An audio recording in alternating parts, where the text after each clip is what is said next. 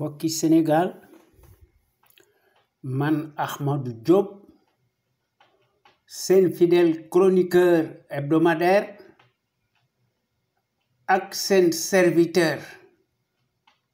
moo leen di nuyu ci sunu waxtaan wi ñu tuddee xew-xew réew mi ma fas yéene leen ko defal bu ma fi yàlla bàyyee bu leen fi yàlla bàyyee tous les mardis à partir de 17h GMT heure de Dakar soit 19h heure de Paris ñu leen koy defal à travers les ondes de notre radio Sunu Kër FM, la première radio panafricaine nekk ca Californie muy sunu radio exceptionnel bu mag bi de renommée internationale kon xam ngeen ne tey talaata 1er juin 2021 sunu émission bi ñu tuddee xew-xew réew mi am na solo duma tàyyi di ko wax la caste des voleurs empestés par des raccourcis politiques et des postes de nomination tànn sa bu la neex ci dagg sant ci la ñuy nekk waaye nag fini par se retrouver et s'unir comme jamais. Les voleurs ne se disputent qu'au partage du butin. Ça, c'est la règle taboue au Sénégal. Un euphémisme déroutant à dormir debout et à couper le souffle. Sun réew mi dafa tumuranke jaaxle. Totalitarisme moo fi nekk à la Gestapo. Kii nga xam ne moo fi nekk dige woon fi dige yu bari defu ci dara n'a plus de limite coow li bari na achat d'un avion inapproprié inutile décrié yoonam nekku ci mu jënd benn avion à 320 néo sans compter les frais annexes li nga xam ne moo ci nekk arrogance insolence narcissisme exubérance exhibitionnisme fouille bew jouissance du pouvoir escapade campagne électorale totalement déloyale utilisation massive des deniers de l'État di ngàcc suñu réew mi kii dafa tële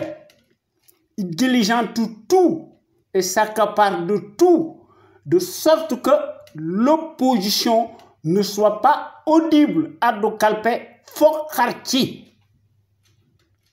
Macky Sall moo nekk le spécialiste des coups tordus place ses hommes et sa justice injuste talibanisée instrumentalisée jusqu'à la Libye choisie par devers ses fidèles captifs et son ramassis de cluster d'Unguru porte atteinte aux contradictions politiques. Bien que son apparence veut qu'elle soit idyllique, sunu Sénégal gi lu nu mën a wax est bien l'arbre qui cache la forêt. C'est ça la caractéristique essentielle ou le paradoxe du pays de la Teranga. Kii di digle cangaay dafa takk rip tilim mësta jub am réew lëmm kenn du ko dénk baadoola boo ko dénkee am réew baadoola ni moom lay fal Macky Sall nous a encore trompé et nous a enfarinés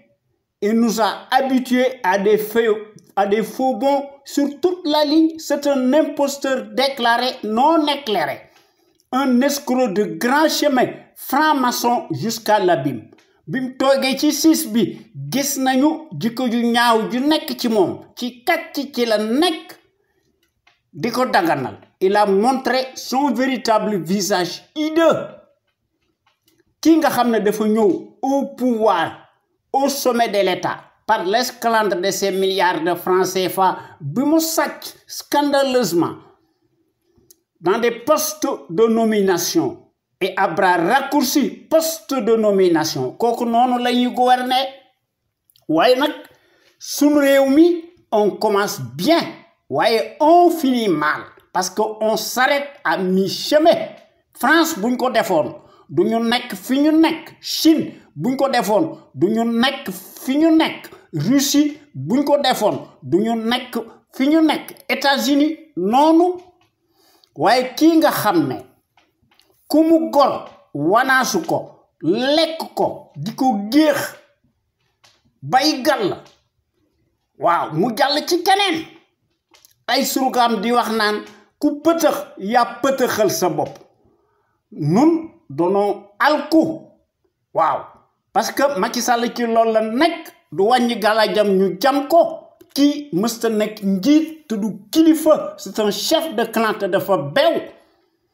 en Afrique dite honteusement francophone les manières aléatoires des satellites pantins larbins passent comme une lettre à la poste on le vend en poupe li ko waral len la les principaux pouvoirs politiques qui se sont succédés jusqu'ici ont manifestement failli à leur mission régalienne ndax dañoo jubadi waaye suñu réew mi xaalis ak fen mooy fale du am njàng du maandu du am yërmande waaw ki nga xam ne moo ci nekk ci loolu la nekk kenn musuñoo déglu benn yoon Cheikh Anta Diop nga xam ne qu'on le veuille ou non fut incontestablement le visionnaire hors pair l'éternelle figure de proue charismatique l'icône exceptionnel emblématique le gros calibre homme d'honneur le kamit panafricain le plus grand savant historien scientifique linguiste égyptologue historien le plus considérable et le plus élevé de tous les temps par sa capacité fertile et par son intelligence car nga xam ne daf ko prouver à maintes reprises à travers le monde entier et sur la base purement scientifique et par ses recherches objectivement bien élaborées nga xam ne lu ñu mën a wax mbindam yooyu reste plus que jamais de marbre dans la postérité et n'en déplaise aux falsificateurs historiques de tous les temps Cheikh Anta Diop était en avance de plusieurs siècles sur ses contemporains waaye bizarrement les poupées nègres de service multimilliardaires mercenaires politicards désertiques nga xam ne a commencé par le premier d'entre eux muy le suffocant l'autenant des postes de nomination tànn sa bolo neex ci rapine politique qui combine ci la ñu nekk dañoo nul ndax dañoo goreedi mënuñoo def benn recherche sur la science dañ leen di jiital di leen wax li ñu war a def ñuy jënd ci ñoom loolu moo waral suñu Sénégal gi jël ndaare waaye kii fi nekk muy Macky Sall en chair et en os himself ci décret présidentialiste inflationniste automatique ci la nekk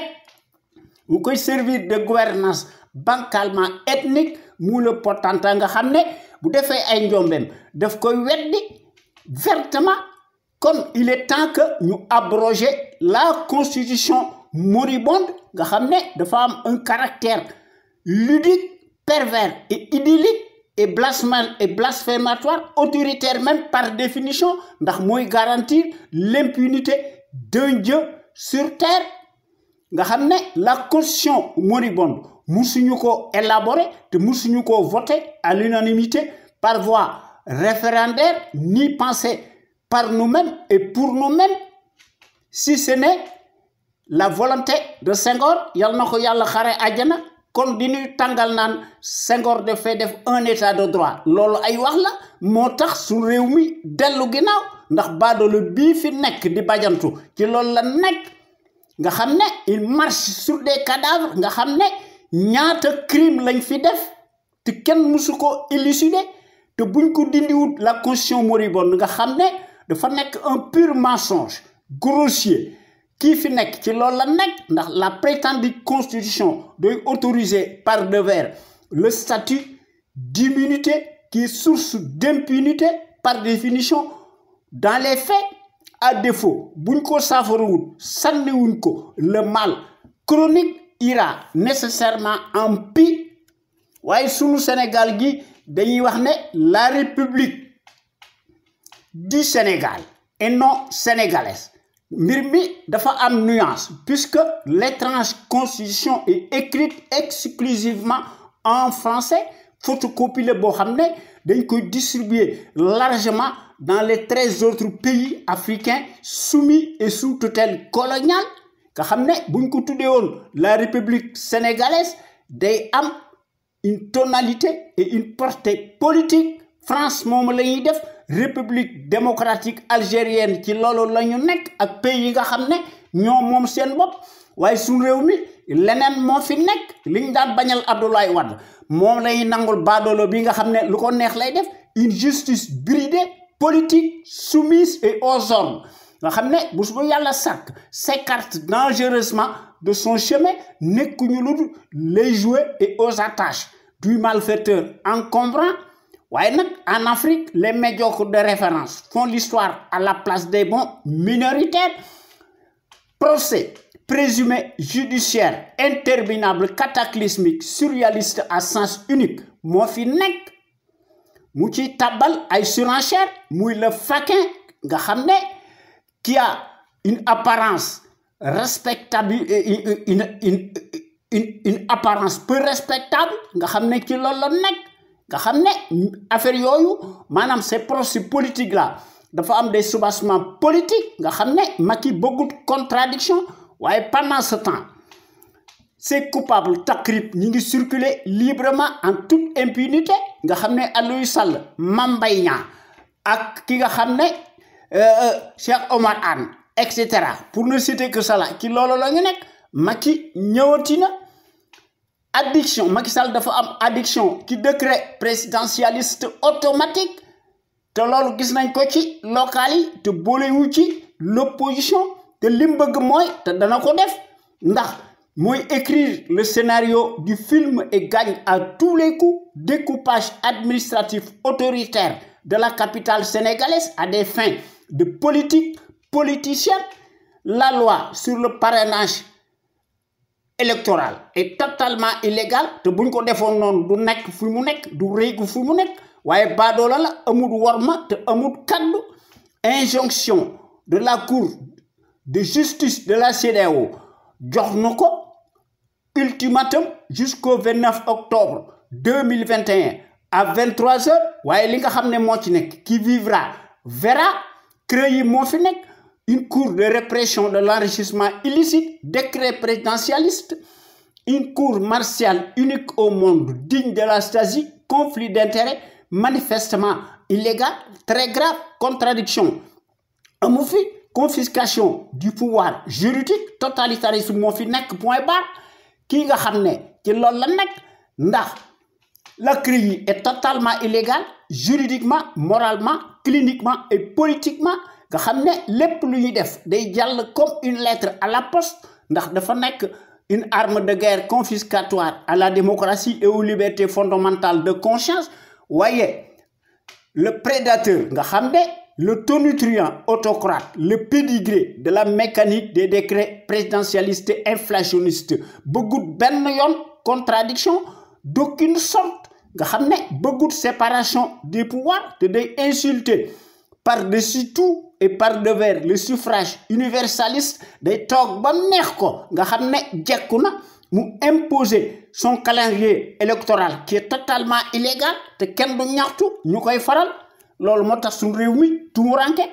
waaye sunu Sénégal gi nos hôpitaux sont devenus des mouroirs à ciel ouvert te loolu kenn mënu ko weddi ndax nous avons affaire à un absolutiste Machiavel traître fraudeur dans l'âme jusqu'à l'abîme nga xam ne Macky Sall dafa nekk un archétype du paysage de l'échiquier politique sénégalais nga xam ne Macky nous gouverne par une dictature nga xam ne ci fake news ci la nekk je pèse bien mes mots je sais le poids des mots nga xam ne xam naa li may wax te Macky Sall mësta respecté benn yoon li taxoon ñu fal ko à cause de notre étourderie généralisée à l'échelle nationale le 25 mars 2012 nga xam ne dane woon day wàññi son mandat mu jële ko juróom-ñaari at ba ci juróomi at defu ci dara li nga xam ne moo fi nekk te moo indi sunu giraawaali gi la pitoyable parodie et référendaire dëmm nga xam ne concerné wutoon son mandat présidentiel de 7 ans en cours muy le multimilliardaire des postes de nomination muy Macky Sall multirécidiviste et de loin plus riche que les présidents des pays développés kon di fi wax ne un gouvernement du peuple par le peuple et pour le peuple loolu ay wax la il y a lieu de parler d'un Capharnaüm ou d'un amas de cafards et de vers de terre tribalistes qui koy jiite kan la muy le caïd putschiste clanique clinquant ne l'homme de la surcharge pondérale du l'entonnoir colonial ou le caniche de l'Occident né de Kobandoum de la démesure dont l'immoralité n'échappe plus au commun des mortels par sa lâcheté inégalable nga xam ne bés bu yàlla sàkk ci ay loi scélérate unique ci la nekk te buñ ko appliquoon la même loi du nekk fi mu nekk kon il s'éterniserait en prison ñu jox ko des circonstances aggravées ndax day bénéficier ipso facto d'une peine incompressible de 30 ans pour multicrime financier économique et perte de ses droits civiques supposés qui moo nuy tàngal à tout vent par sa lâcheté muy utiliser la force publique di ci ëppal muy élaguer un par un tous ses adversaires politiques alors que dañ ko waroon a traquer ñu traîner ko dans la boue ñu amener ko à Rebeuss menottes au poignet place am mësta nekk au palais waaye comme d'habitude yéen waa Sénégal bala ñu tàmbali suñu waxtaan wi maa ngi leen di nuyu di leen nuyooti te di leen gërëm te di leen sant ci déglu bi ngeen di déglu gàcce ngalama yéen amu leen morom ñoo ngi nuyu aussi tous nos auditeurs ak suñuy auditrices góor ak jigéen mag ak ndaw fàttewuñu kenn ndax ku lim juum ndax ñun ci loolu la nekk waaye kii nga xam ne moo fi nekk amul kaddu waaye nag les meilleurs sentinelles ci Sénégal bu ñuy def suñu waxtaan ñu tuddee ko l'info autrement ñu koy def altine ak alxames à partir de 16h GMT gor yi di ci def des rediffusions par des audios très audibles toute la semaine ndax gor yi dañoo gis ne mbir mi dafa nekk une question de fibre patriotique d'abnégation de pédagogie et d'altruisme ñuy mettre en lumière les mystifications du label menteur professionnel profanateur jusqu'à l'abîme fàtte na li taxoon ñu fal ko ci 2012 dans des circonstances totalement exceptionnelles inédites li mu fi diggee woon defu ci dara évidemment kooku mooy le minable kleptocrate l'autocrate des horloges agitateurs traîtres tenu en place amul benn mérite ndax amul benn scrupule te amul benn lueur d'humilité peu ou prou mun koo couvrir xam na ko dans son fort intérieur qui est totalement en putréfaction. Macky Sall est un accident de l'histoire. Macky Sall est plus dangereux qu'une enzyme. Toute sa politique daf ko mas a teg ci ay tappale ay combine mu teg ko ci guerre yaakaar ne mën naa garder le pouvoir waaye nag il s'appuie nécessairement sur ces justiciers yoo xam ne ñoo nekk sa bande d'ouailles des turiféraires mu leen di considérer comme ses armes de guerre moo tax suñu réew mi tumuranke waaye gor yi bu ñu paree ci suñu waxtaan wii tuddee l'info autrement samedi bu nekk dañuy tollanti ñu indi beneen waxtaan ñu tuddee ko en toute objectivité dimanche bu nekk ci loolu la nekk ñu indi beneen waxtaan ñu tuddee ko la voix des jeunes maanaam baatu ndaw ñi ak yoonu ndaw ñi gor yi di ci def seeni réflexion remarquable prodigieuse yoo xam ne ñu ngi koy tabal ci boppu sénégalais yi ak sénégalaises yi à travers les ondes de notre radio Sunu Kër FM la première radio panafricaine exceptionnelle de renommée internationale nga xam ne loolu am na njariñ waaye ñun ñi nga xam ne ñoo nekk ci conscience patriotique xam sa réew bëgg sa réew jëriñ sa réew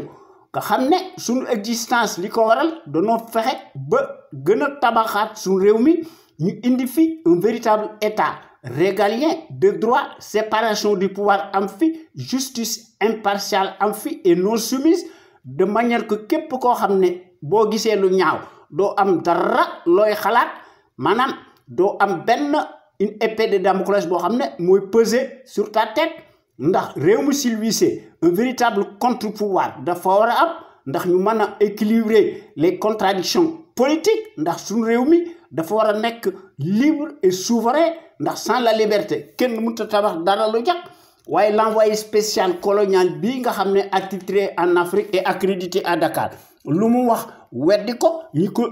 tubaab bi rek la respecté wu kenn bi nga xamante ne bii ne fal nañ ko ci suñu étourderie danoo def des faux bons te loolu moo fi am ci 2012 ba nëgëni ndax noo ngi assister à une république des scandales et des fadaises ak seeni casserole torrentielle avec le summum nag d'une dictature qui tourne à plein régime intégralement négationniste d'apartheid des parjures cataclysmiques moo fi nekk ñu ciy accommodé wu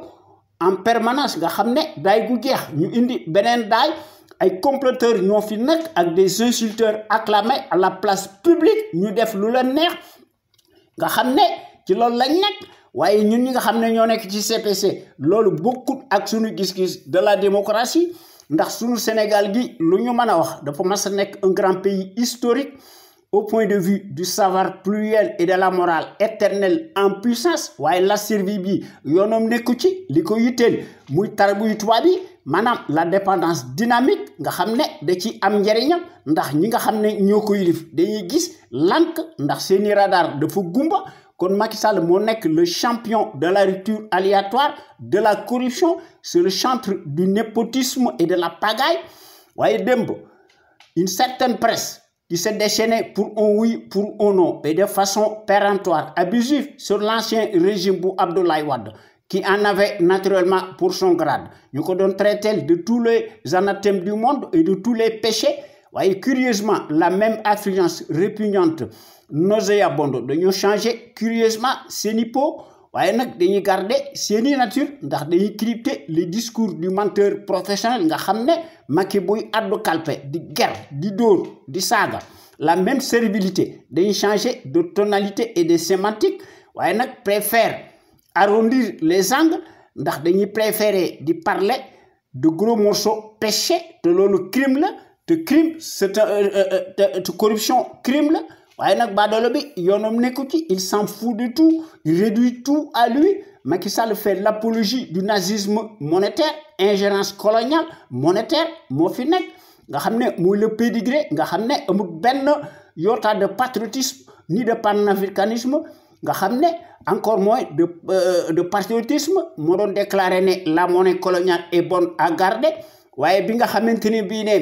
ñun les panafricains dañoo nekk dëggu ndax ba tey jii ci loolu lañ nekk ñu ne l'éco ñëwagut waaye dina ñëw waaye ñun loolu gis nañ ne amul benn njariñ ay fen la rek moo nekk ci ginnaaw ndax mbir mi bu ñu ko seetloo ba seetlu ko c'est bonnet blanc et blanc bonnet waaye ñun ñi nga xam ne ñoo nekk ci conscience patriotique xam sa réew bëgg sa réew jariñ sa réew noo ngi déngaat bu baax la gestion calamiteuse népotique et gabégique du Sénégal par une bande de malfrats ak ki nga xam ne moo koy jiite ñuy coaliser wu ci seeni bopp nga xam ne une famille paresseuse nga xam ne ñooy accaparer toutes les ressources du Sénégal nga xam ne clientélisme la nga xam ne c'est un chef de clan muy Macky Sall mu jox leen ndomboy tànk yu kawe yoo xam ne buñ ko seetloo ba seetlu ko corporatisme la indignement ethnique muy tailler leen des postes de haut niveau dans toutes les structures de l'État comme si les compétences et les CV bidonnés de Ramassi se mesurent scandaleusement à l'aune des mêmes patronymes particuliers visiblement bien sonnants te loolu xam ngeen ne ñaaw na kooku mooy la conviction surannée du négationniste nga xam ne muy Macky Sall nga xam ne ci loolu la mas a nekk ndax du wàññi gaa la jam ñu jam ko ndax dafa bew te dafa fuuy kooku mooy le traître en chair et en os qui le prouve matériellement sur le terrain du crime ndax ci gis-gisam bu gàtt day gis ne la médiocratie et les postes octroyés se conçoivent exclusivement à l'aune du bazar et au nom de la consanguinité ethnique et à la proximité de l'idolâtrie représentée par le binôme des mystifications indignement idiocratiques kon yéen gor yi ñoo ngi leen di ñaan ngeen di ñëw di fraterniser ci conscience patriotique pour le changement xam sa réew bëgg sa réew jëriñ sa réew suñu Sénégal gi moo ciy gagné ak sénégalais yi ak sénégalaises yi bu ñu bëggee def des progrès exponentiels mën nañ ko mbir mi affaire Pastef la affaire fit la affaire bëgg sa réew la affaire moom sa réew la tout est possible nga xam ne toutes les ressources humaines mi ngi fi jàngkat yi ñi ngi fi experts de haut niveau yi ñi ngi fi li fi manqué nekk benn booloo am mbooloo moo fi manqué réew moo xam ne une minorité cartélisée ñu leen di ger ñu koy nangu réew moomu ndaara rek lay jël waaye ñun ñi nga xam ne ñoo nekk ci conscience patriotique xam sa réew bëgg sa réew jëriñ sa réew bokk nañ ci porte drapeau étendard yi nga xam ne dañoo bëgg suñu Sénégal gi jëm ci kanam ndax ñëpp xam nañ ne su fi notre rajo suñu kër nekkutoon àdduna tukki ndax toute critique bu néew ko bari borom teg ko ci dëgg mu indi ci ay firnde yu leer des preuves à l'appui l'encombrant tyran day déglu nga xam ne day yónni ay surga ñu defal ko un mandat de dépôt presto illico waaye les fonctionnaires politicards mercenaires alimentaires nga xam ne tous accroupis se transforment en sarabande de vers de terre lu ñu doon ndax dañoo mas a nekk les symboles maléfiques des traîtres baveux unifiés dans l'âme boivent sans répit le calice jusqu'à la lie du haut de leur rang te dañuy dund ci mbagum suñu réew mi en toute impunité waaye nag ne tarisse pas d'éloge à l'égard du fasciste en place lequel paraît-il n'a pas de défaut mais rien que des qualités moo nëy te gëmuñu ci dara ndax seen njëriñ bopp rek ci la ñu nekk ndax gëmuñu ko sax ndax dañoo tàyyel waaye nag baadaloo bi moom day caler ses propres intérêts à ceux de ses parents yoo xam ne dañuy noppi waaye nag ñoom dañuy jëf ci seen wax du ci bari ñun nag dañ naan fatalisme ak résignation loolu moo tax li fi nekk di fi nekk loolu mooy waral la singularité affreuse du paysage de l'échiquier politique sénégalais nga xam ne dañuy saaga suñu réew mi ndax gis nañ ko ci seeni platitude manifeste ndax musuñoo nekk des intellos waaye c'est des soumis c'est des désertiques c'est des incultes yoo xam ne qui se transvestissent se transhument se transvasent piteusement véritablement en abrutis dévorés d'un camp à l'autre à chaque magistrature obligée et ses morts infinies nekkuñu dul les symboles de la tartufferie nauséabonde ne doivent leur posture sociale induire qu'à la mesure de leur immoralité de bas étage nga xam ne dañuy changer constamment seeni trajectoire en fonction des rétributions financières selon la météo du moment waaye li yées ci ab dëkk mooy une presse farandole ndax presse dafa baax ci ab dëkk ndax presse dafa war a jouer son rôle d'avant-garde waaye une presse soumise moo fi nekk une servilité très loquace nga xam ne démb seen wax bari woon na ndax xamoon nañ ne dañ doon jafandiku lu dul ci seeni propre intérêt mesquin mal placé aide à la presse est passée par là te kooku corruption la waaye pendant que la misère galopante et le chômage endémique nga xam ne buñ ci boolee mbas mi mbir mi day gën a yokku te loolu yokku na ndax l'augmentation des denrées de première nécessité et les coupures intempestives récurrentes du courant électrique foo ko takk weesu na ko waaye baadalo bi moom day commander sans compter ay avions ak ay oto yu rafet les gros bolides te du tàggu kenn du jaar ci assemblée nationale ndax ki ñu am amal affaire dafa nekk buur te kenn du ko war a wax dara ndax ay dag la yor nga xam ne loolu moo tax suñu réew mi tumuranke ndox amu fi ndax ndox fu mu amut réew moomu ndaara lay jël ndax ndox fu mu amut ak courant amu fa day nekk une menace réelle pour la santé des populations moo tax suñu réew mi dellu ginnaaw waaye nag baadalo bi day wax l'émergence du Sénégal waaye li nga xam ne moo ci nekk l'émergence coloniale en puissance qui continue ku munti lijjanti sa ndox munoo lijjanti sa courant te moomoo sa bopp nga xam ne sooy leb yaa ngi lebe feneen te leboo dañ lay digtal danaa la lebal waaye ci man ngay jënde loolu kat moo fi nekk leneen nekku fi dictature moo fi nekk ñu ne suñu Sénégal gi dafa am indépendance waaye indépendance boo xam ne c'est télécommunication gendarme colonial moo ko moom nga xam ne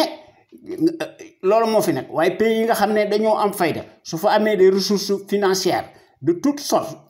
des ressources yoo xam ne minières de toutes sortes dañ koy foqar ci nangu ko muy diamant muy pétrole ak leneen ak gaz ak lépp waaye la survie bi day occulter la dépendance dynamique kon souveraineté amu fi indépendance amu fi maanaam dellu ginnaaw moo fi nekk ndax la dépendance financière de la presse dafa mas a nekk une réelle menace à la démocratie te loolu cela en dit long sur une certaine presse corrompue jusqu'à la lie nga xam ne amuñu benn moralité peu ou prou nga xam ne c'est une presse affreuse affluente par son abondance nauséabonde pantouflarde affamés, par définition pourris de la tête aux pieds nga xam ne dañuy laaj pitance waaye nag s'offre piteusement en se dégonflant à la place publique parce que engraissés par les deniers de l'État dañuy tàllal seeni këll di sukk di raam waaye nag cette presse pantouflarde s'en fout éperdument de la déontologie professionnelle indispensable, s'en fout de tout et piétine allègrement les traitements objectifs des informations nga xam ne se cramponne et se complaît dans sa bassesse dégoulinante qu'on lui connaît baadoolo bi di leen digtal li nga xam ne moom la bëgg ñu koy bind ñu sëgg di tàqamtiku en échange nag muy sàcc les deniers de l'État di leen ko jox kon li may wax moo ci nekk un fonctionnaire si riche n'est jamais synonyme de patriotisme loolu mooy wane ne Macky Sall mës a nekk un kilifa ndax dafa nekk un indigne chef de bande d'un parti politique cliniquement clanique te yàgg na ko wone ci sunu digg dëkk bi muy le pion Macky Sall mi nga xam ne dafa mas a nekk le label du foutoir en chair et en os qui fut peint faussement sous les défroques victimaires de l'heure ci 2012 ba tey ji et ce sous la baguette magique de la référence propagandiste mondialiste de l'arbitraire et de la tyrannie nga xam ne ñuy jokkoo en jointure avec le vacarme hystérique de la servilité endogène en place waaye baadolo bi muy le larbin mi ngi continuer di jouer nécessairement sur le piano américano-français waaye yoonam nekkul ci mbënd mi ak ci tumuranke bi ndax il passe tout son temps à restreindre drastiquement et davantage la liberté d'expression waaye nag day acheter les consciences de plus en plus abîmées présumées notables de l'heure waaye nag yemut ci loolu day commander du matériel de répression tout azimut te léegi da cee boole ay avion ak ay oto ak ay bateau de croisière te loolu les populations sénégalaises siphonnées astiquées ñu leen di considérer comme un matelas financier ñu leen di cribler d'impôts et de taxes de toutes sortes ñooy fay bor bi te bor bi dis na gann nga xam ne paaka bi nii rendi noo koy jënd te loolu Afrique rek lañ ko gis waaye ñun ñi nga xam ne ñoo nekk ci conscience patriotique xam sa réew bëgg sa réew jëriñ sa réew bu soobee yàlla loolu lépp dañ ko fi jële ndax suñu réew mi dañ ko war a teg dans la bonne direction ndax ci loolu lan nekk nga xam ne loolu tax na ba nga xam ne suñu Sénégal gi dafa war a am sa plénitude ak son rayonnement boo xam ne lépp loo xam ne moo koy def daf koy def ci coobarey boppam te du tàggu kenn ndax hier comme aujourd'hui depuis 16 ans sunu rajo sunuker.com qui est à l'avant-garde et à la pointe du combat juste et pour l'émergence du Sénégal debout et fier de l'être sunu rajo bi mësta nekk ci les chantiers battus ndax day proposer du neuf te day briser les tabous te day bousculer les idées reçues te day innover maanaam day indi yokkute te day populariser la démocratie ndax sunu rajo bu mag bi mësta nekk ci les conventions ubuesques de l'établissement s'inscrit nag ci coobaree boppam dans sa trajectoire révolutionnaire qui évolue dans le bon sens des valeurs et des progrès immenses, exponentiels, salutaires et indispensables pour que nous soyons capables d'assurer le destin de notre pays sur des bases voulues en toute indépendance et en toute logique et en toute conscience, ndax qu'on le veuille ou non, n'en déplaise à la pestilentielle apérisée jusqu'à la lie, notre média est devenu comme jamais un phénomène de société. Reste nag le seul à aborder librement les sujets les plus variés qui sont considérés comme la loi de l'omerta, en particulier la gouvernance politique, bancale, ethnique, que les médias serviles du service public nga xam ne ña fa nekk ñoo fa nekk ndax les mêmes patronymes particuliers fa la ñu nekk te loolu gis nañ ko ci la maison de la presse te loolu moo am ci RTS la radio télévision Racine Talla Macky Sall loolu moo am ci APS te loolu moo am ci sur le journal Jant bi Le Soleil nga xam ne toute la presse est privée waaye nag yaa xam mbay day xarmat waaye nag day saaga ndax muus bu dee tëkku jinax ñag ba moo fi jege nga xam ne tous passent au peigne fin tous arrimés et deviennent de facto des instruments alimentaires politiques soumis aux ordres monopolisés par le pouvoir calamiteux tortionnaire usurier nga xam ne dañuy xam noppi ndax amuñu civisme te amuñu patriotisme loolu seen melokaay la waaye nag suñu rajo bu mag bi bu yàlla sàkk day def des innovations multiples tant par la qualité des informations qui sont largement publiées à travers notre site sunuker.com que par les analyses pertinentes des sentinelles sénégalaises ak nga xam ne ñooy wax ci suñu rajo bu mag bi te ñu ngi ci def civisme bu mag ak patriotisme de haut niveau te loolu dafa nekk une exclusivité de notre site sunuker.com ak sunu rajo bu mag bi notre radio panafricaine de renommée internationale nekk ca Californie. Vous ne trouvez nulle part ailleurs de telles informations capitales utiles, les plus importantes, si diverses et variées, par leur qualité éminemment prouvée, surtout celles qui les relèvent incontestablement de la géopolitique, qui contraste parfaitement avec la platitude manifeste de la servilité en place. Nga xamné dañ fay nek di daganal le bilan si chaotique du négationniste ethnique encombrant, révisionniste et dont l'immoralité maraudante sans égal, exceptionnelle et substantielle à son ADN. Évidemment, dans ces conditions, il n'y a rien de tenant de la part de flibustiers professionnels menteurs en la matière qui ment plus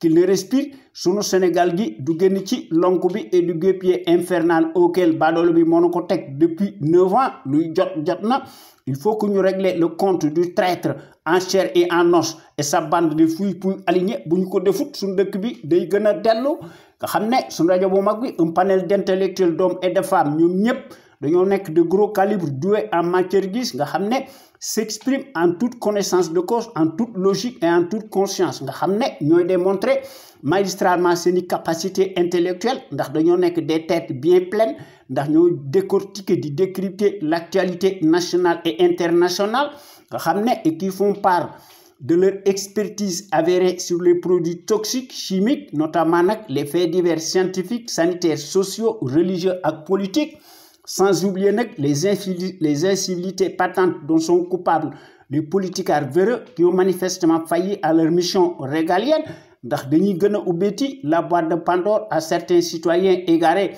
par leur manque de conscience qui se soulagent publiquement aux abords des bâtiments te loolu ñaaw na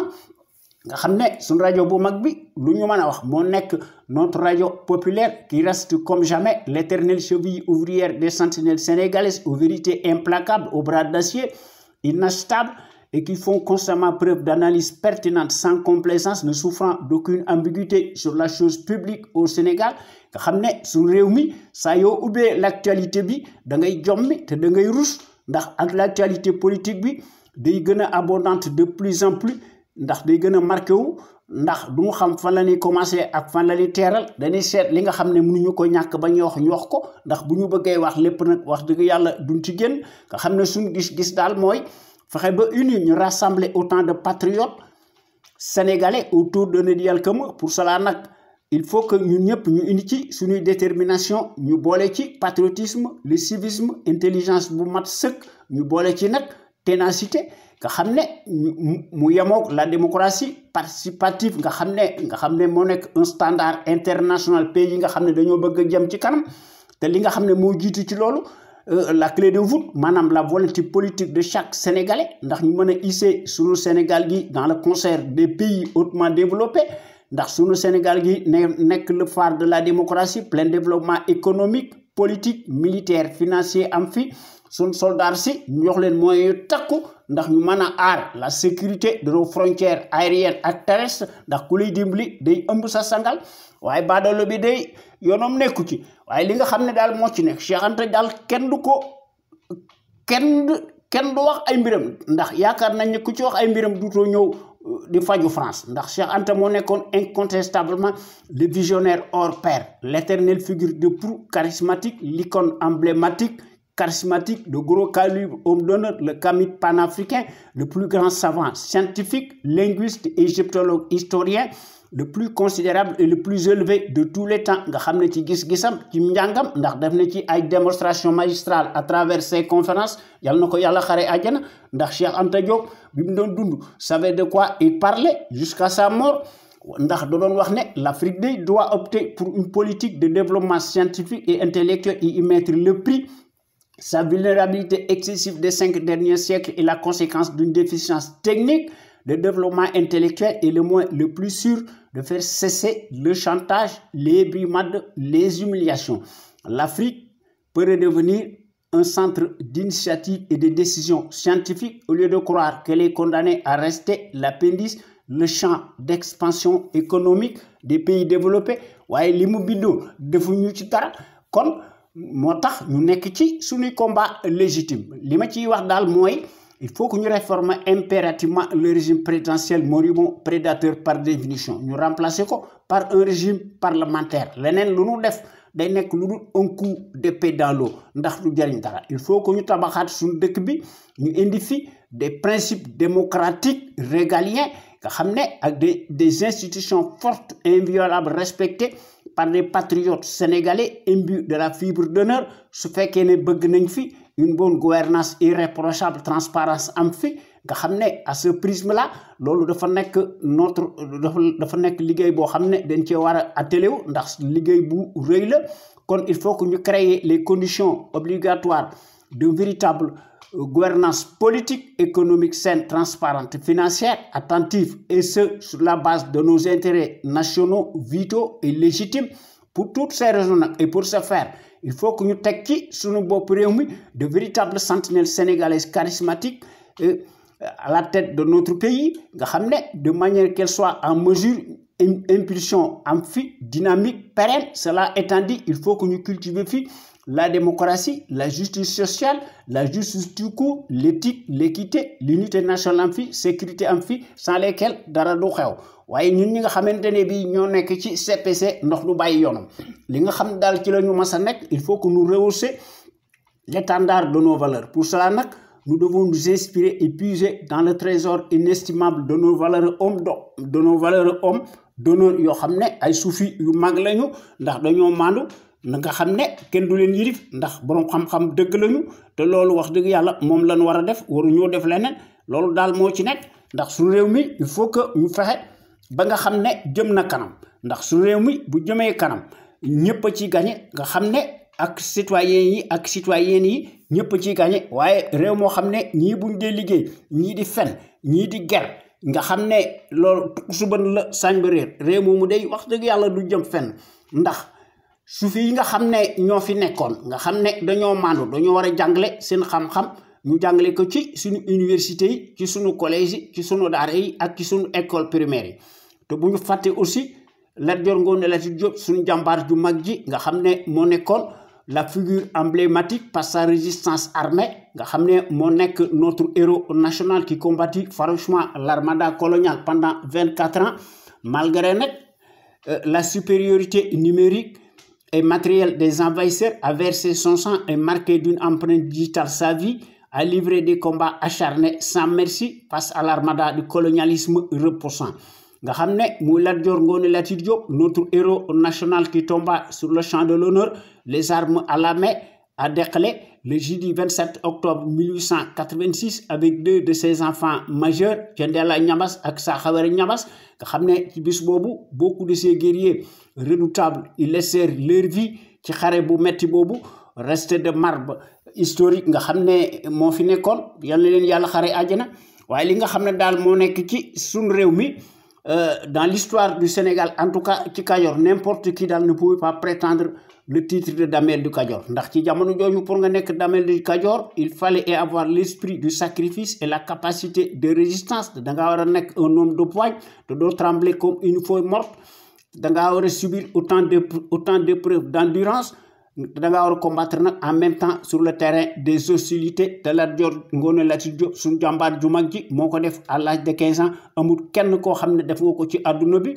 waaye suñu Sénégal gi des temps modernes méconnaissable aujourd'hui nos soi-disant présidentialistes de la République des ténèbres nga xam ne ki ci jiitu sàcckat bu mag la ndax ci Sénégal xaalis ak fen mooy fale leneen du fi fale ndax ñoom ñëpp daanaka dañoo nekk de multimilliardaires par les postes de nomination tànn sa bu la neex nga xam ne dañuy war se réduisent en roitelets pour n'être que des abrutis poltrons des clowns de pacotille entre de garde-corps se donnent piteusement la qualité de dirigeants imaginaires nga xam ne musuñu njiit musuñoo nekk njiit ndax ay ragal yu mag lañu waaye nag dañoo fuuy dañoo bew ndax dañoo am ginnaaw moo tax suñu réew mi tumuranke waaye li nga xam ne moo ci nekk bu ñu fàtte aussi les gros calibres de la trempe de Cheikh Anta Diop ak Mamadou Dia que sais-je encore ndax borom xam-xam yi bari na fi ñàkku fi nañ ko seet ku bëgg a gis da nga gis ku bëgg a gis nag xam ne gisoo te aussi il faut que ñu cultiver fi le civisme chez les populations ndax le civisme dafa nekk un réflexe décent de tout citoyen responsable nga xam ne dans la société nga xam ne le civisme implique le savoir-faire et la civilité lorsqu'il s'agit de la chose publique ndax en tant que citoyen à part entière soo amee ay droit da nga war a am ay devoir waaye Macky Sall de moom yaakaar na ne ay droit da am ndax day foqar ci te naan maa tey waaw ndax moom ci loolu la nekk ndax dafa gore di waaye ñi nga xam ne ñoo nekk ci conscience patriotique daal loolu bokkut ak suñu gis-gis ndax bokk nañ ci l'avant-garde des consciences yi nga xam ne dañoo bëgg a yee nit ñi exclusivement sur la chose publique ndax li ñu bëgg mooy bépp sénégalais ak sénégalais fu mu mën a nekk ci àdduna bi dafa war a armé wu de son bulletin de vote seet ki nga xam ne mooy seet njariñu suñu réew mi bu def ko en toute logique mu def ko en toute indépendance en toute connaissance de cause seet ki nga xam ne mooy défendre par son altruisme l'intérêt général su fekkente ne bii ne scrutin am na fi te loolu duma taay di ko wax kii nga xam ne day muy Macky Sall nga xam ne fen na ba jàll ndax Sénégal fen ak xaalis mooy fale ndax baadoolo bi ci tappale la nekk ak ci combine nga xam ne franc maçon lañu waaw moom ci boppam ci franc maçon yu mag lañu waaye nag loolu dafa nekk un sujet tabou xam nañ ne daal ay carte moo tax mu falo waaye day gëw ma ne ay carte moo ko fi jëlee kon il faut que ñu contraindre ko par la force ndax corruption la gëm ci loolu lay jafandu nga xam ne mooy jafandu ko ci sa justice instrumentalisée li nga xam ne daal moo ci nekk la ligne droite daal est la plus rapide il ne sert à rien de courir il faut partir à point te gëw ma ne daal ay suffrage universaliste moo ko fi jëlee nga xam ne baadaloo bi ci loolu la nekk kon nañu génn ci suñuy convention pacifique ñu contraindre ko par la force mu mën a abdiquer lui-même mu neex ko mu naqari ko ndax saay-saay si nga xam ne ñoo nekk ci Afrique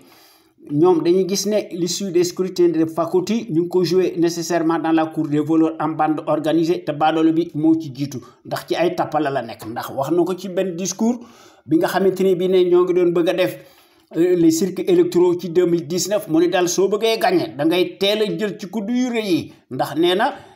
opposition bi dalay galgal te loolu def na ko te fi mu ne dafa tollanti lu na la nekk fu na la nekk campagne électorale totalement déloyale tout azimut kon suñu Sénégal gi mënta échapper nag vraiment aux contingences mondiales obligatoires spécifiques à chaque peuple ndax nag lu jiwu jeexul jógu fa ndax baadoolo bi ci loolu la nekk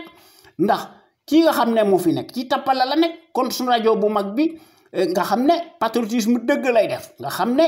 la qualité est avant tout un état d'esprit qui vise à l'excellence yokkute am fi ci jëf ak ci jikko woon ko askan wi bu leer naññ te loolu la suñu rajo bi am ak góor yi nga xam ne ñooy wax à travers les ondes de notre rajo Sunu Kër nga xam ne qui s'exprime librement en toute logique et en toute indépendance sur des bases voulues ndax ñooy mottali par leur esprit alerte la bassesse et la médiocrité d'une certaine classe politicarde plutocrate multimilliardaire des raccourcis politiques ndax sentinelle sénégalais yi nga xam ne ñuy exprimer wu librement à travers les ondes de notre radio sunuker.com ñoom ñëpp dañoo am une logique crédible patriotique nationaliste bien placée yoo xam ne ñu ngi koy distiller peu à peu dans les consciences sénégalaises pour que sunu Sénégal gi aille de l'avant ndax sunu Sénégal gi topp ci sur la trajectoire des grandes nations émergentes te loolu sunu rajo bu mag bi wane na ko ndax quant à elle historiquement et présentement elle est par définition la référence exemplaire. Et à la différence d'une certaine caste servile stable de référence, s'accommode mécaniquement et hystériquement par la désinformation et la manipulation, n'agit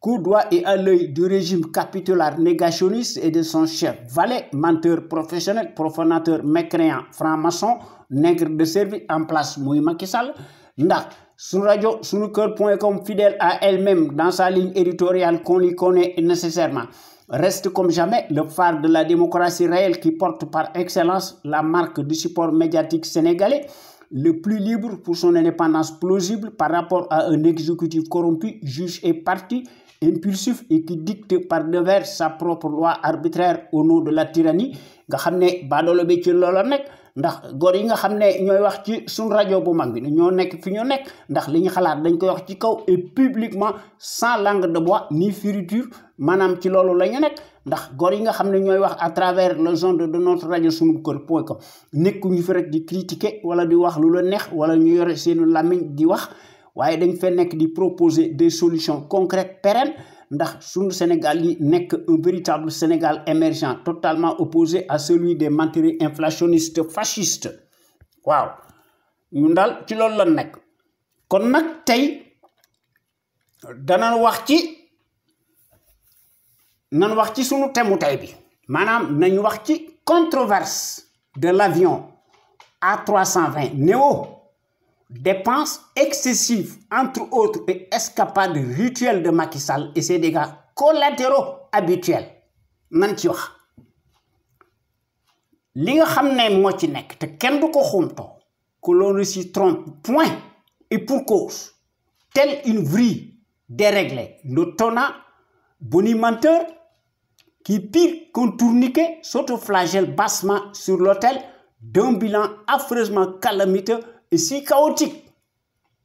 s'inscrit lamentablement dans une dynamique hystérique, voire démente, dispose déjà d'un parc automobile extensible, notamment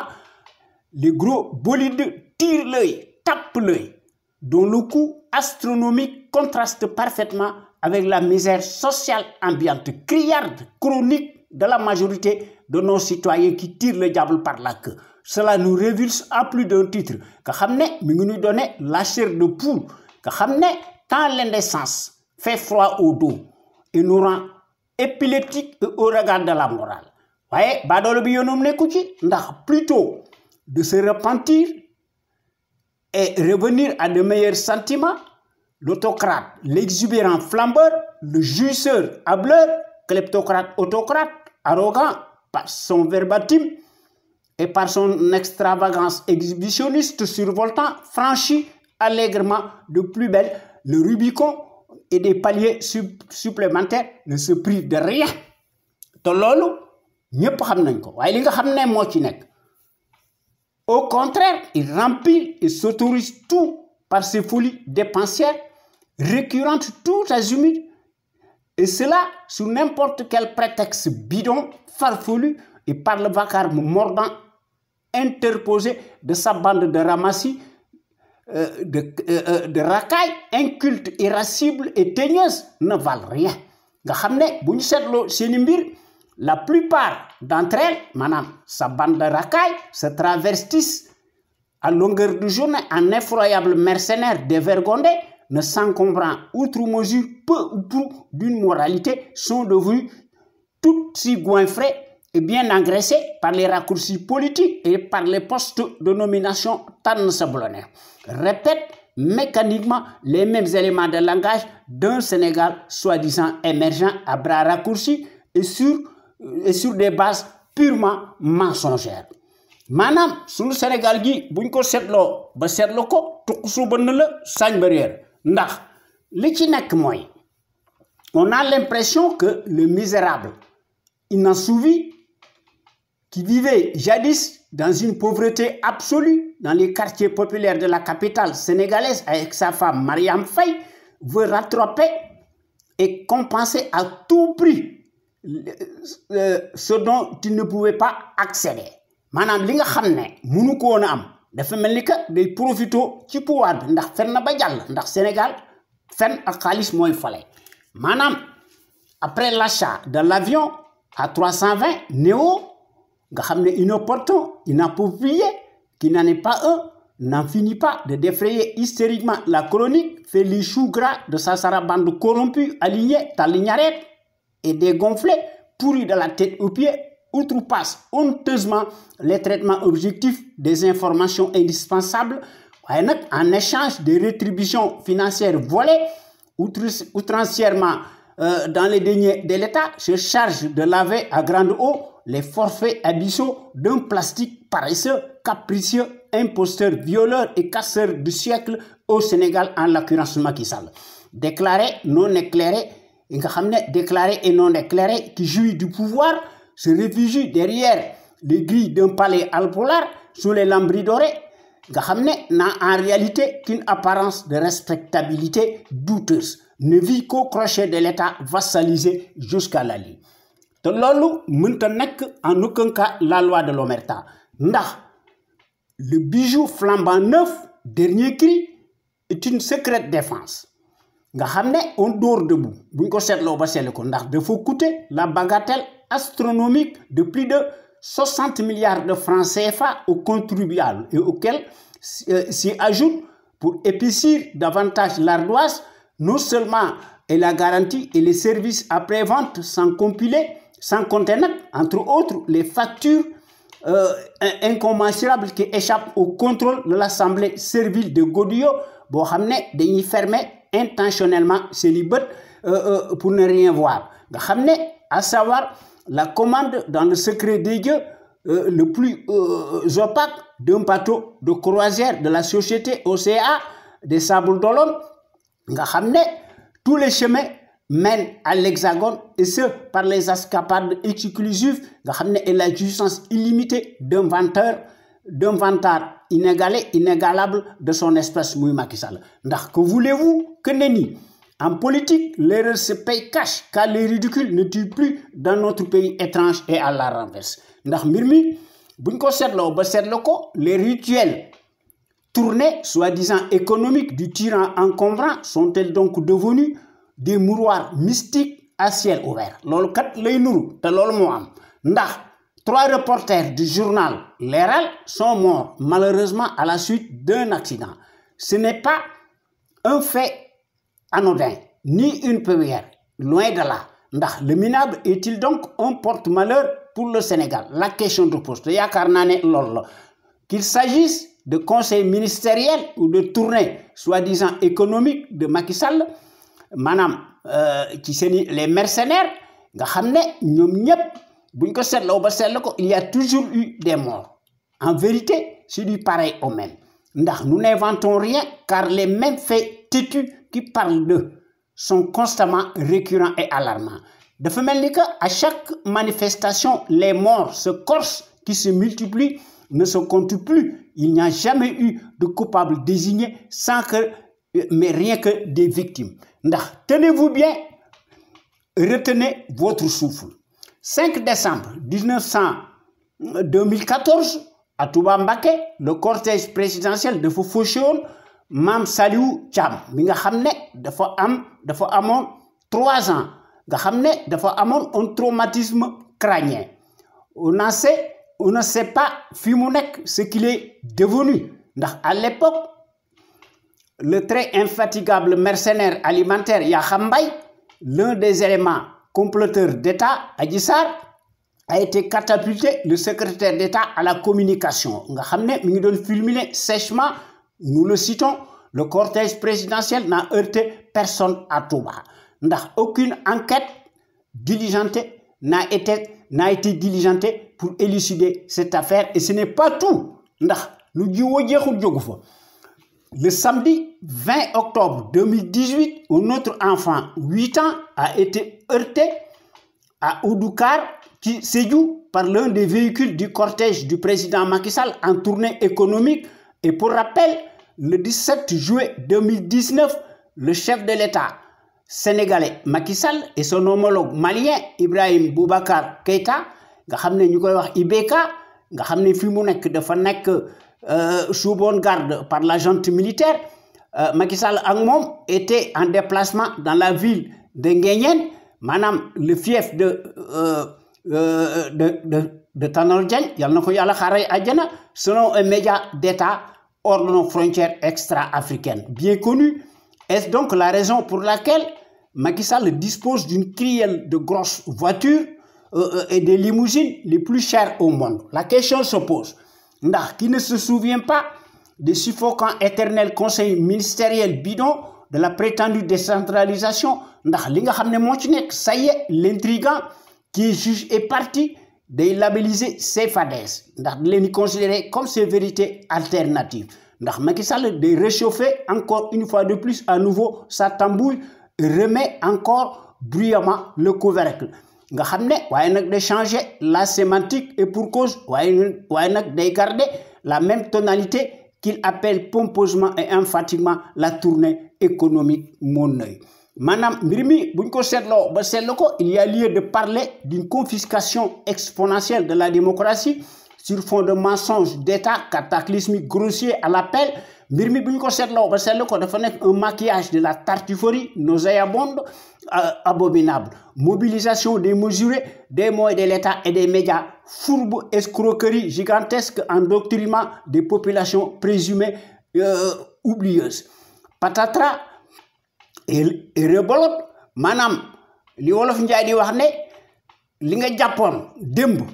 mu jig la doo ko bàyyi ndax Macky Sall loolu lay def ndax fi mu nekk aussi extraordinaire que cela puisse paraître, l'étrange cheval marron apocalyptique ou l'animal sympathique de la mythologie franc-maçonnique où le diable satanique revient encore avec ses sabots et pour cause, rend inaudible l'opposition qui n'a aucune place.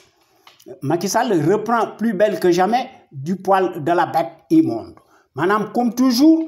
madame, lu jiw a jeexut jógu fa ndax maintenant Macky Sall mi ngi maintenir le cap, occupe le terrain, fixe son tempo dans un brouhaha assourdissant à tambour battant et de façon abusive, met en exergue son propre calendrier électoral totalement illégal. Mbir mi buñ ko seetloo ba seetlu ko entoure-double soi-disant des inaugurations à tour de bras ici ou là, des hôpitaux factices, promesses électorales que sais-je encore. Madame, les municipales du 23 janvier 2012 ne sont pas loin, avec des arrière-pensées politiques abjectes en perspective et peut-être au-delà.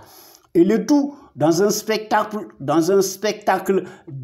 délétère, renversant, abracadabrantesque permanent et à couper le souffle, nga xam ne mbir mi buñ ko seetloo ba seetlu ko de friser la démence ndax Macky day utiliser déloyalement les deniers de l'État. waaye nag comme le dit à juste titre un adage de chez nous boo xam ne qui reste de marbre ndax gàllu dof du terre, chasser le naturel revient toujours au galop. waaye nag jusqu'où ira-t-il encore? Circuler, il n'y a rien à voir. Kon boo gagné, maa ngi leen di jox rendez-vous talaata bi di ñëw la semaine prochaine incha ci sunu émission bi ñu tuddee xew-xew réew mi ñu leen koy defal à travers les ondes de notre radio Sunu Kër FM, la première radio panafricaine nekk ca Californie, muy sunu radio exceptionnelle bu mag bi de renommée internationale. Jërëjëf.